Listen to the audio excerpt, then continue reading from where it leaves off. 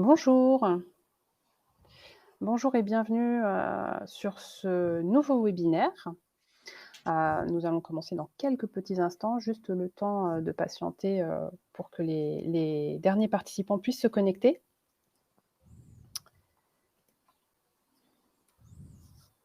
Donc ce matin, nous avons le plaisir d'avoir en notre compagnie Charles Perron du groupe Egis qui se présentera un tout petit peu après, qui va donc nous faire un retour sur l'expérience du groupe et son expérience en tant que responsable sur la gestion déléguée grâce à la solution Winfloat.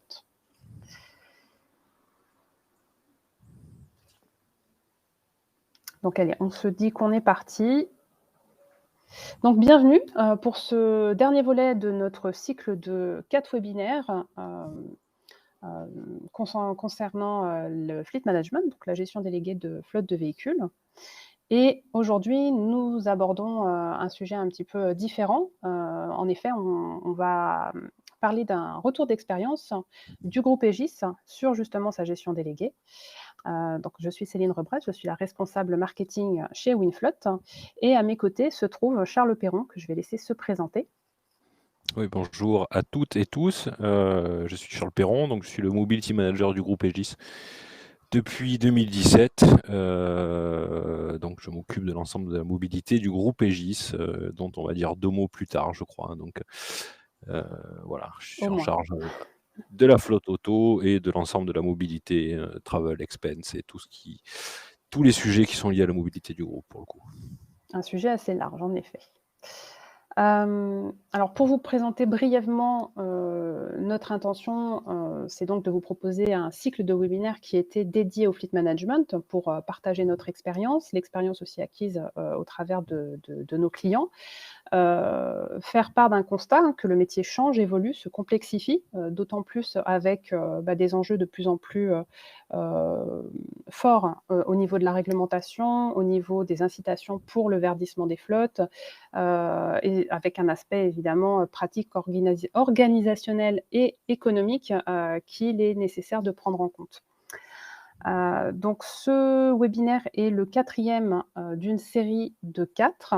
Nous avons abordé, tout au long, des dernières semaines différents, sujets, entre autres, les enjeux, les solutions, du fleet management, comment mettre en place une gestion efficace, l'aspect justement écologique avec, la nouvelle réglementation et ce qui peut être facilitant au niveau, de cette gestion déléguée. Et aujourd'hui donc un témoignage du groupe Egis par rapport à son suivi, à sa gestion de flotte. Donc, Winfloat fait partie du groupe Optixt. Optixt qui est donc un opérateur et un facilitateur de la mobilité à destination des professionnels. Nous avons pour ce faire 3 offres. Un logiciel, Winfloat 10, qui est en SaaS et qui donc est un outil pour gérer votre flotte de véhicules. Nous avons également un service de gestion délégué, Winfloat Autostratégiste, avec des gestionnaires de flotte dédiés pour vous accompagner et pour piloter sur les aspects administratifs et financiers votre flotte de véhicules. Et enfin, une solution plus orientée gestion de pool, donc tout ce qui est lié à l'autopartage avec un logiciel, qui pilote une armoire à clés, pour tout ce qui est, sécurisation, centralisation et traçabilité des clés. Donc Optixt est basé au Mans, nous avons également une antenne parisienne. Nous sommes actuellement un peu plus de 30 collaborateurs et nous comptons, plus de 150 clients parmi, lesquels, vous pouvez retrouver quelques références en bas du slide. Donc sans plus attendre, un petit, déroulé de, ce que l'on va aborder ce matin. Nous allons donc faire une présentation du groupe Egis pour avoir une vision un petit peu plus précise, du secteur d'activité, des objectifs, des sujets qui le concernent, sur lequel vous pourriez vous retrouver. On va, effectivement se concentrer sur, la situation initiale de la gestion de flotte, chez Egis. On va également laisser Charles nous expliquer les raisons d'une délégation, Pourquoi, le groupe s'est orienté vers, WinFloat? Comment s'est passée, la mise en œuvre, le démarrage? Quel bilan, parce que ça fait maintenant un peu plus de 2 ans, que l'on suit justement, que l'on vous accompagne. Donc, quel bilan peut-on tirer de cette offre de gestion déléguée? Et ensuite, quelques recommandations, hein, c'est toujours pertinent d'avoir, un retour d'expérience et un avis, d'un confrère. Donc Charles, je vais te laisser, nous présenter, plus en détail le groupe Egis et nous donner quelques indications par rapport aux chiffres clés et aux éléments, les plus importants. Oui, avec plaisir. Alors du coup, Egis, c'est une entreprise d'ingénierie, et de conception, d'exploitation d'infrastructures et de bâtiments. On intervient, majoritairement dans le transport, le génie civil. Le chiffre d'affaires du groupe tourne aux environs d'1,5 milliard avec une forte croissance sur ces 3 dernières années. On a à peu près 16 000 collaborateurs dans le monde, avec une implantation dans plus de 100 pays et dans toutes les régions du monde. On répartit notre chiffre d'affaires entre 79% d'activité en conseil ingénierie et le reste, c'est surtout de l'exploitation et des services à la mobilité. Voilà. Egis a une forte implication dans tout ce qui est décarbonation, avec des gros objectifs de réduction d'émissions de CO2 pour le coup, et on a construit l'ensemble de nos stratégies de mobilité en essayant de respecter ces objectifs, et WinFloat fait partie des acteurs qui nous accompagnent sur ces sujets-là. Très bien. Et du coup, Voilà. par rapport à justement la constitution de la flotte, le nombre de véhicules et cetera, est-ce que, tu peux nous en dire un petit peu plus pour avoir une image, plus précise, de votre mobilité? Comment ça se passe? Alors sur la partie flotte auto, on a un peu entre 600 et 700 véhicules en parc sur la France. On a une répartition de carburant qui était il y a 3 ans, de 98% de diesel, et aujourd'hui on est à moins de 50%, je crois, si je dis pas de bêtises. On renouvelle notre parc avec 70% de véhicules verts. Véhicules verts, ça veut dire véhicules qui sont électrifiables, que ce soit des hybrides rechargeables ou des véhicules électriques. On travaille aussi pas mal avec de l'hybride pur. Voilà, sur les principales données. Mmh. L'objectif pour nous, c'est de réduire de plus de 50% nos émissions par rapport à ce qu'il y avait en 2019, de les réduire à horizon 2025, je crois, ou 26. Alors, vous m'excuserez si je me suis trompé d'une année. Et on est en phase pour les atteindre, puisqu'on est passé d'un taux moyen de CO2 de 120 grammes à peu près à quelque chose comme 92 ou 93, Mmh. avec un peu plus de 200 véhicules verts en attente de livraison, parce que comme vous devez le savoir, et les interlocuteurs doivent le savoir, aujourd'hui on rencontre pas mal de difficultés de livraison, et donc il y a un temps de latence évident entre le moment de la commande et le moment où l'impact sur le CO2 se voit. Mmh. OK. Donc ça, c'est les intentions, c'est l'engagement, très fort aussi du groupe Egis au niveau de l'électromobilité. Mais quand on a, commencé, enfin, quand vous avez commencé cette réflexion pour voir un petit peu comment, faire évoluer les choses, on n'en était pas encore à ce niveau-là. Pas du Comment tout. ça se passait? Pas du tout. Alors moi, j'ai récupéré la gestion de parc en management à partir de 2019.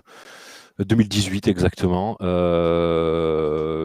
C'était une situation qui était très, très peu fonctionnelle. On avait 2 gestionnaires de parc qu'on avait répartis entre les véhicules de service et les véhicules de fonction, pour le coup, puisque à peu près on partage notre parc entre les VP et véhicules utilitaires. On travaillait sur la base d'un fichier Excel qui n'était pas partagé, avec des états de parc qui étaient faits de manière manuelle, avec des filtres. On travaillait donc beaucoup en copier-coller, ce qui pouvait amener beaucoup d'erreurs, de décalage de colonnes, de lignes, etc., etc. Donc on avait une situation assez peu claire de la situation. Les loueurs, on travaillait avec 2 loueurs qui étaient Arval et ALD.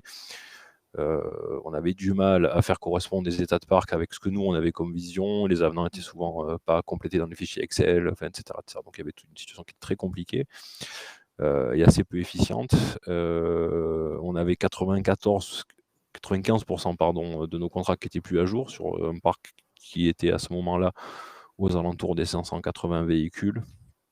On était absolument incapable de faire du reporting, c'est-à-dire qu'on n'arrivait ni à gérer les coûts de manière précise par filiale, ni les calculs de CO2 qui étaient systématiquement faux. Donc 2 personnes qui étaient extrêmement occupées, puis qui s'occupaient de l'ensemble des tâches administratives, des commandes de cartes vertes, des commandes de cartes Total, de la dispatchage à travers à peu près 50 sites en France pour le coup.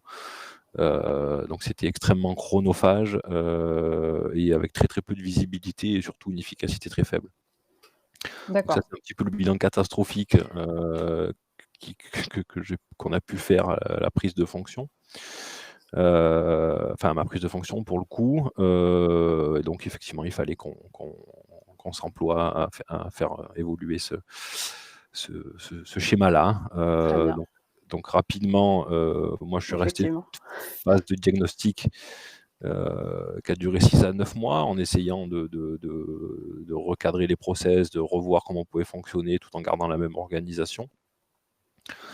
On a réfléchi à équiper les 2 gestionnaires de parc d'un logiciel dédié à la gestion de parc et donc pu travailler sur Excel, ce qui était une des solutions qui était tout à fait envisageable. Voilà, on a mené cette réflexion pendant 6 à 9 mois et puis on a décidé finalement d'externaliser la prestation. Et donc du coup de réduire l'équipe de manière à ce qu'on puisse déléguer et les passer sur d'autres missions qui étaient des missions d'achat à plus forte valeur ajoutée pour le coup. Voilà, donc et de ce fait, un appel d'offres avec un cahier des charges précis, donc qui a été lancé. Alors oui, qui était très précis et qui était surtout très complet puisque ce qu'on voulait, c'était s'occuper de plus rien. Donc c'était facile, le cahier des charges était facile à rédiger. En gros, on a un RACI où 100% de la partie administrative, gestion contractuelle, relations conducteurs étaient délégués pour le coup.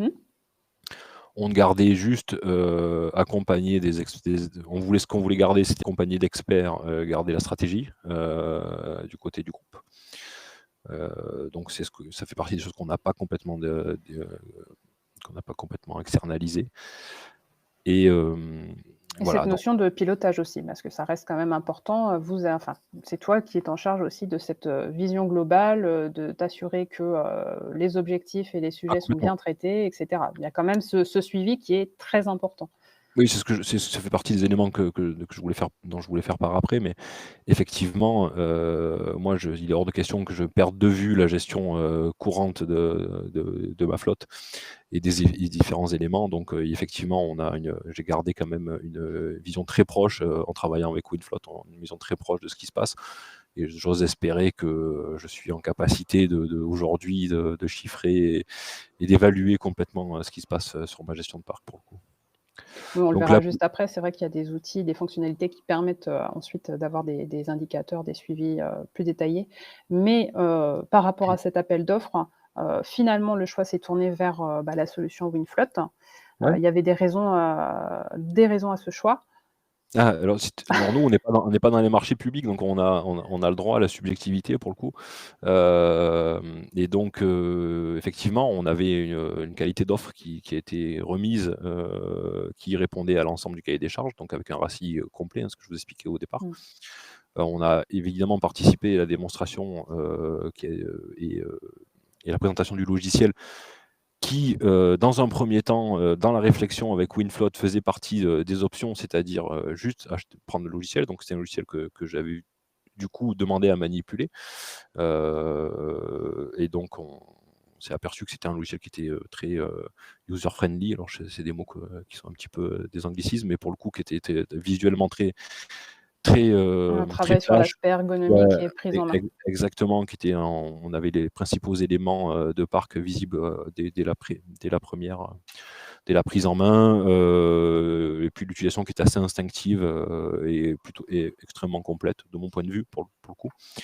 Alors, je sais que vous avez changé entre-temps vers un logiciel qui se veut encore plus, de mon point de vue, qui se veut encore plus ergonomique et encore plus facile, avec une navigation encore plus facile. Oui, on parle de WinFlow 10, effectivement. Voilà. Alors, celui-là, je ne l'ai pas manipulé. Je l'ai manipulé uniquement sur la partie report, puisque j'ai un accès évidemment au logiciel et en tant qu'administrateur qui me permet de pouvoir éditer certains rapports dont je peux avoir besoin, comme des émissions de CO2 ou des parcs par filiale, etc., etc. Donc, je n'ai pas besoin de solliciter systématiquement WinFlow pour avoir ces éléments-là, même si je suis persuadé qu'ils le font avec plaisir. Enfin, que vous le faites avec plaisir. Il y a eu effectivement aussi, et ça on ne peut pas le cacher, un très bon contact avec l'équipe commerciale qui avait une vraie vision stratégique d'accompagnement du groupe dans ses ambitions de réduction des CO2 pour le coup. Et puis, un élément un petit peu déterminant qui est le fonctionnement via place de marché avec les loueurs, puisque on a pu créer une interface avec nos loueurs qui permettait d'éditer des demandes de cotation, et avec une place de marché qui permet de récupérer ces cotations et donc d'analyser les matrices de coûts, de les analyser et de nous sortir quelles sont les meilleures tarifications. Tout à fait. Avoir un processus de commande simplifié, facilité, avec plus de facilité pour accéder aux informations, comme tu l'expliquais, les différents tarifs, et avoir les allers-retours plus rapides aussi. Exactement. Alors, il ne faut pas se cacher aussi, l'offre financière était intéressante, et donc ça fait partie des appels d'offres, effectivement.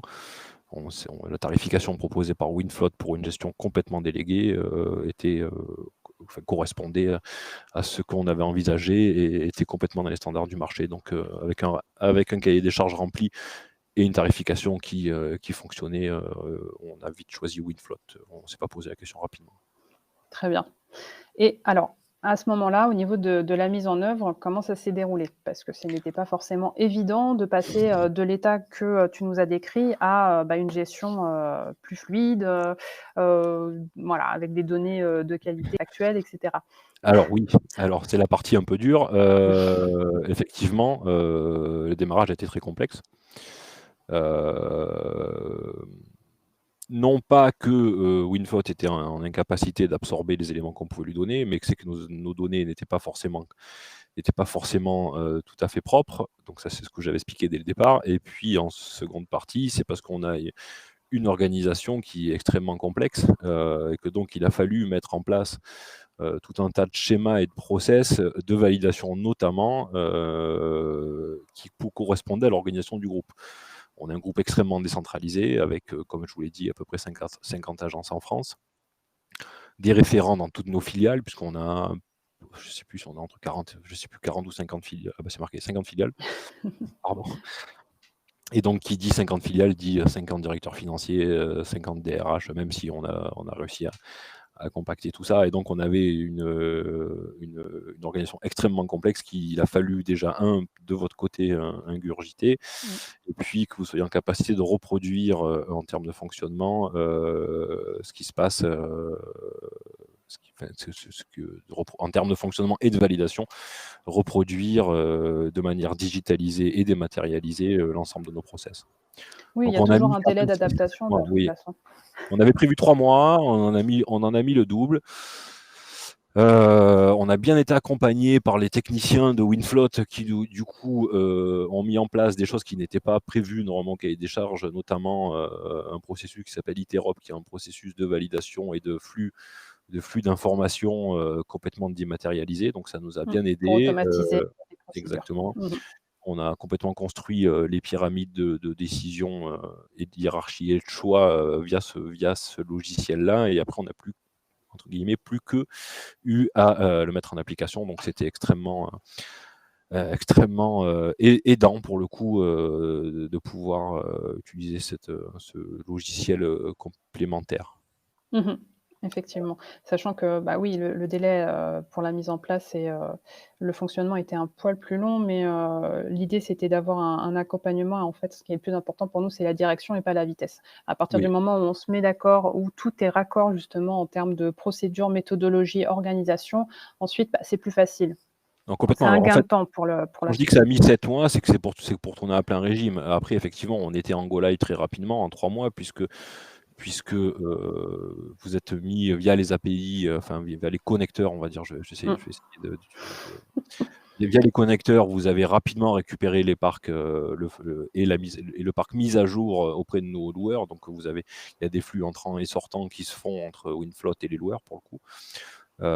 Et donc ça, on avait un logiciel rempli et complété très rapidement. Par contre, après, c'était tout le schéma de commande, tout le schéma de validation, tout le schéma d'organisation qu'il a fallu mettre en place. Et ça, c'était un tout petit peu plus long, mais je dois avouer que notre organisation n'aide pas aux gens qui veulent simplifier les procédures pour le coup. Bah, n'aide pas après chaque structure a des spécificités et c'est aussi, notre mission, notre travail, hein, de nous adapter au mieux pour répondre à vos besoins, enfin à chaque entité. Ça On c'est ne l'avait pas caché dès le départ, hein. oui, On oui, ne oui, vous a pas sorti du chapeau l'organisation décentralisée du groupe. Dès le départ et dès l'appel d'offres, on a expliqué comment ça fonctionnait. Après, ce qu'il fallait, c'était le mettre en musique et que l'ensemble des process se fasse assez simplement, on va dire. tout à fait et du coup, quel bilan, peut-on tirer de, ce service de gestion délégué? Comment est-ce que ça se déroule actuellement? Heu, Alors, je ne serais pas là si j'avais une vision négative de ce qui s'est passé. Je suis extrêmement content et je trouve que le bilan est extrêmement positif.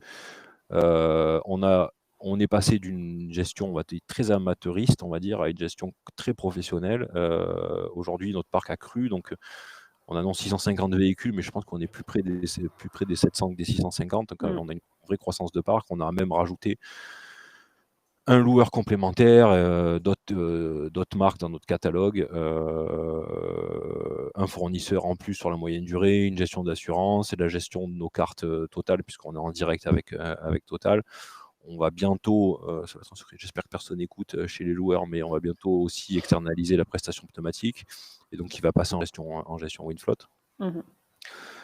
Donc le bilan est extrêmement positif et d'ailleurs c'est ce qui externaliser la prestation pneumatique, c'est parce on peut maintenant se concentrer sur d'autres sujets stratégiques, qu'on a calculé des éventuels ROI, heu et qu'on s'est aperçu que, stratégiquement, on peut aller gagner encore de l'optimisation tarifaire grâce à ça. Quand on a la tête dans le guidon à gérer, des cartes vertes, des cartes totales, des cartes d'assurance et cetera, enfin, j'ai déjà dit.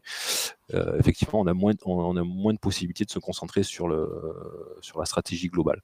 C'est ça, l'idée, c'est Heu, d'avoir cette possibilité, cette opportunité de prendre de la hauteur, de savoir que ça tourne en termes de voilà, sur l'aspect administratif, la gestion, opérationnelle et de, voilà, d'avoir cette vision stratégique à plus long terme. Complètement. Donc du coup, aujourd'hui, j'ai une visibilité, complète des coûts de ma flotte, par segment, loyer financier, maintenance, pneumatique et cetera et donc on peut effectivement faire les calculs, qui vont bien, pour voir ce qu'on peut optimiser. On a, des rapports, mensuels, d'émissions de CO2, d'avantages en nature, de bilan, de coûts mensuels aussi avec un suivi régulier qui nous est transmis. Donc on a un reporting extrêmement complet, qui est un vrai atout, pour démontrer l'efficacité de la gestion de flotte auprès des différentes directions pour le coup. Mmh. Au niveau contractuel, eh ben, on était à 95 de contrats, qui étaient soit en dérive, soit échus. Aujourd'hui, on est, complètement propre. On ne gérait que des urgences et aujourd'hui, on arrive à anticiper les commandes puisqu'on Mmh. est en train de renouveler, déjà le parc 2024. Voilà, bon, on sait qu'aujourd'hui, les délais de livraison sont très longs, donc il faut Oui, il faut un anticiper. temps, ouais. Mmh mh. Donc on arrive à anticiper et on sait déjà, on ne travaille plus sur des contrats échus, mais sur des contrats qui vont arriver à terme dans 8 mois, donc ce qui est quand même plutôt intéressant. J'ai gardé, à un membre près, j'ai gardé la même équipe, Mmh. qui du coup, n'est plus occupée sur des tâches à peu de valeur ajoutée, alors sans dénigrer aucun travail, mais pour le coup à peu de valeur ajoutée, qui est des scans, des impressions, courrier, etc., etc. On ne gère plus de logistique, donc tout est géré au Mans, si je dis pas de bêtises. Oui, c'est ça. J'ai absolument rien à redire sur le sérieux et l'application des personnes qui sont dédiées à la gestion de ma flotte. Notre relation est extrêmement claire et fluide.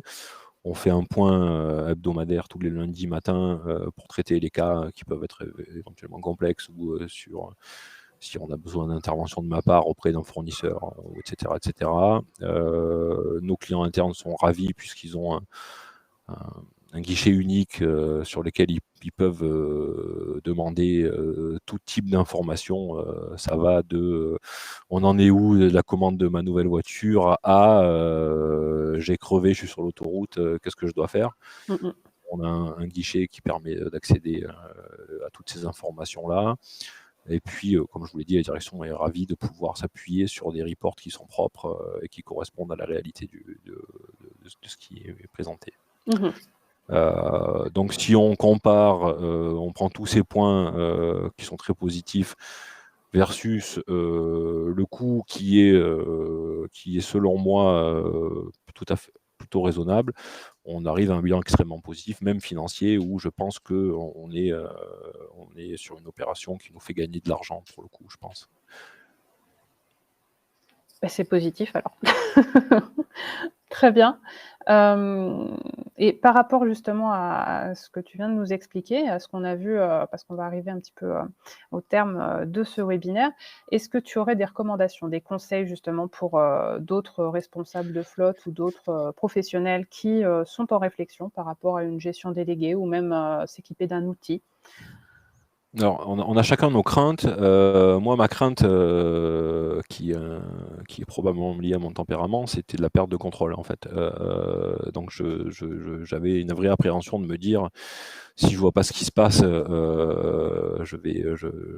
j'aime pas ça, pour le coup». Je préfère avoir mes gestionnaires sous la main, là, et ils sont devant moi, et leur dire, ils me posent des questions qu'ils ont à me poser, et cetera, et cetera. Donc ma vraie crainte, c'était ça. Ce que je peux vous garantir, c'est que c'est pas du tout le cas. C'est même plutôt l'opposé, puisque j'ai une vraie intervention macro et stratégique sur la flotte. Je ne préoccupe pas de ce qui peut se faire. Alors, il a fallu un petit peu de temps pour faire confiance. Donc, au début, je demandais si tout se passait bien à peu près tous les jours, je pense. Et puis, au fur et maintenant, c'est une fois par semaine, donc tout va bien. Donc, il ne faut surtout pas hésiter à déléguer. Moi, mes équipes sont soulagées de tout un travail administratif qui était très pénible, donc c'est vraiment quelque chose de très positif. Donc on reste proche de la gestion de son parc tout en ayant un confort d'efficacité et de reporting, ce qui aujourd'hui est très important. Très bien. Merci du coup, Charles, déjà. Merci également aux participants de nous avoir rejoints. Je vous propose, si vous avez des questions, de profiter d'un petit temps d'échange pour les poser. Donc s'il y a encore des points ou des sujets sur lesquels vous avez des interrogations ou vous souhaiteriez un complément d'information, écoutez, n'hésitez pas, c'est le moment.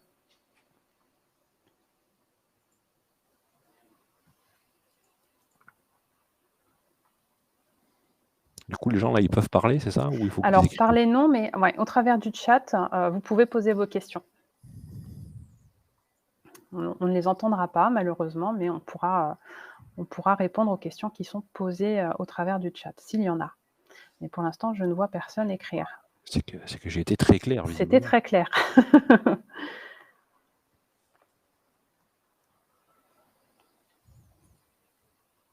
OK, écoutez, s'il n'y a pas de questions, nous allons conclure.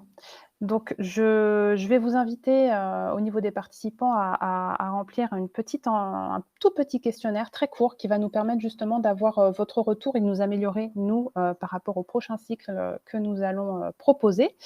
Et d'ici là, je vous souhaite une excellente journée. Merci encore Charles pour, cette intervention précieuse et très, pointue, précise. Et puis Merci, du coup, une merci très bonne aux journée à tout le monde. auditeurs et merci à toi, Céline. Au revoir. Avec plaisir. Au revoir.